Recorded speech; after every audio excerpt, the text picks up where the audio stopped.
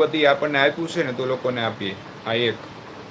બીજું, કુંડળીમાંથી જે કાંઈ આવક થાય છે, લોકો દક્ષિણા આપે છે, હું છોકરાની ફી બાબતમાં, ભણવા બાબતમાં વાપરું છું.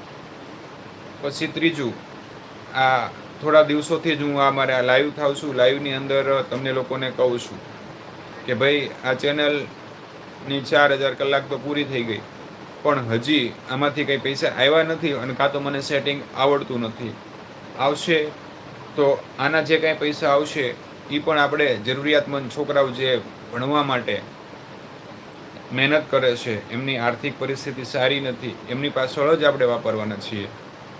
તો એટલું કહીશ કે ભાઈ તમે કોઈ પણ બાળકને ભણવા માટે મારા વિડીયોને સપોર્ટ કરજો.